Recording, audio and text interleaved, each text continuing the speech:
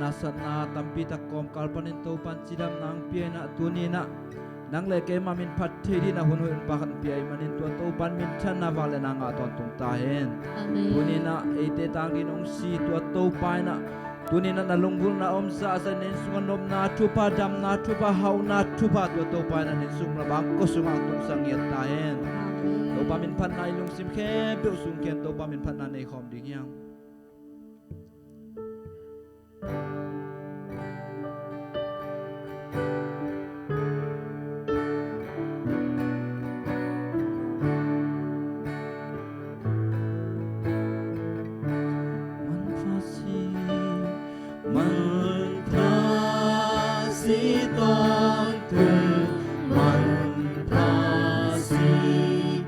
Tung kê a di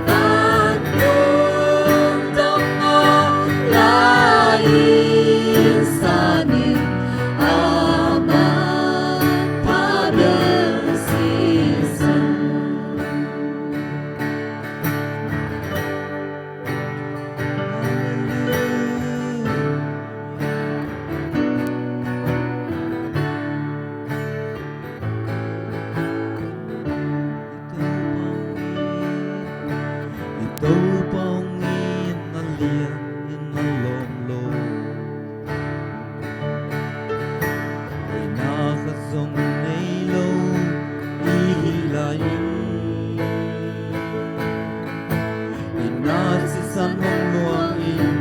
ahong tanta atan hong bolam tang ahong ita ikaw pahungit na liyan inalomlo winakansong ngaylang ilahin inasisalong luangin ahong kanta at anong bolang tangi ahong ina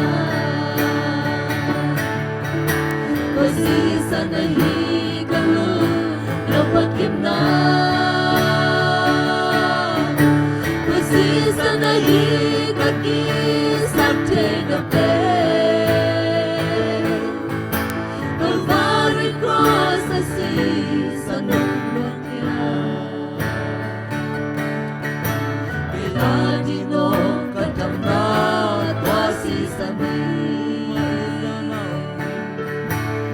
Mautana umini ilensela Ama iyay salay ahong ipa Nagbiyasan na iyong zong ilaya Ubaibang inatang ang lawe Pasisa na hikalo no pagkimna Pasisa na hikaki sakte na pe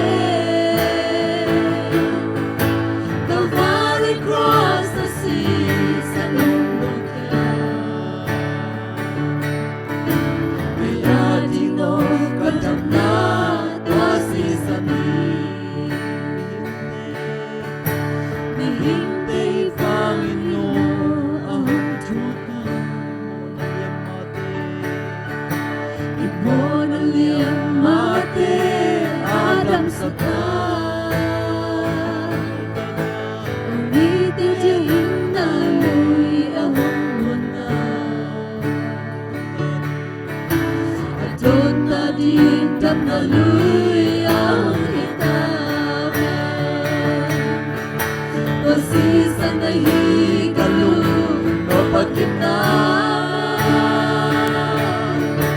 Pasisa na higaki sakte na pe Calvary cross na sisa nung luangya Kaya di no katamnat wasisa ni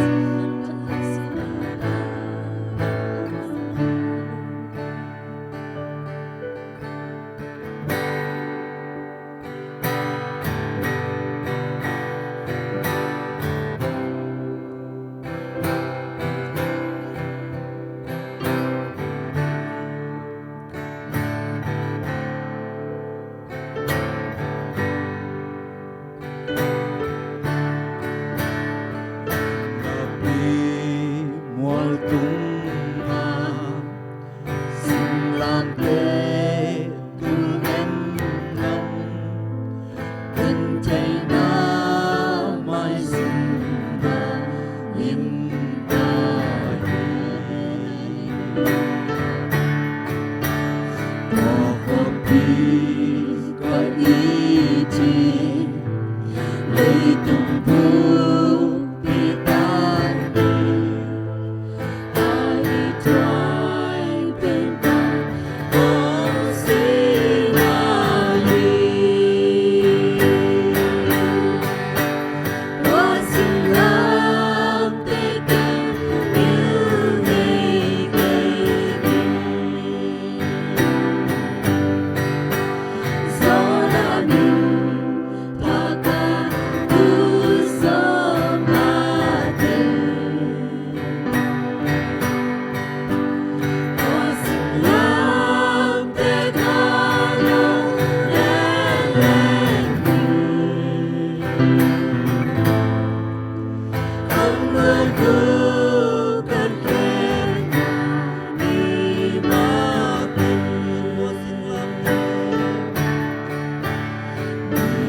Qua xin làm tên Aju xin lâu han Bên cả phước tôn tung na aju Pasien tu nâu yên vang Nung nông na nu siay Alani wala kapwa ni Qua xin làm để cảm yêu ngày ngày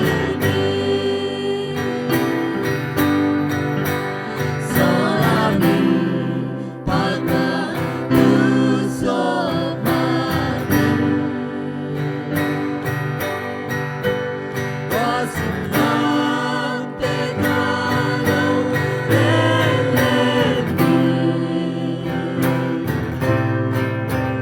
không lúc cứ cần khen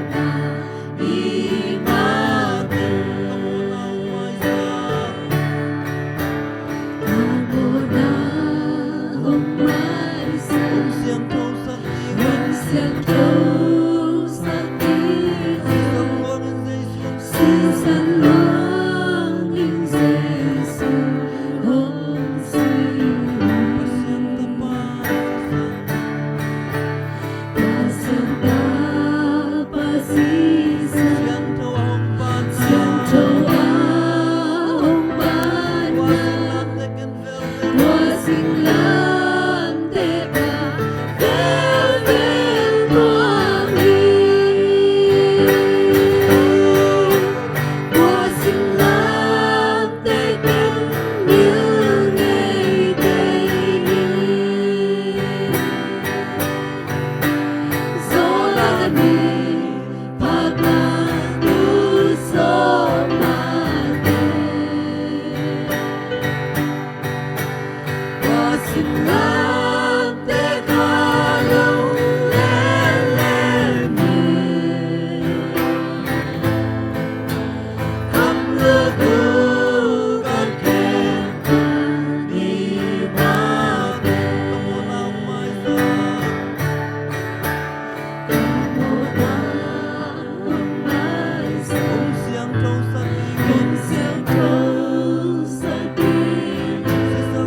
Hãy subscribe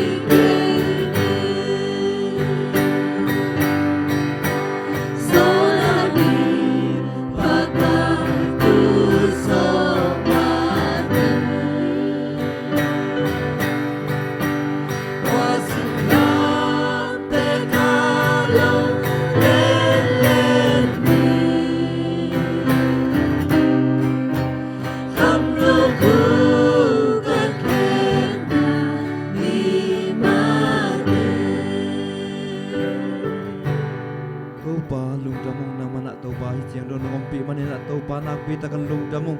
duni na topa na tunung tang pulang ding kasiapan nuntang na te kam lemuk teng zangin topa duni na kama kam lemuk para topa nging kading tulan late na topa lang nihim nam sau bangin na topa na manong zat sakit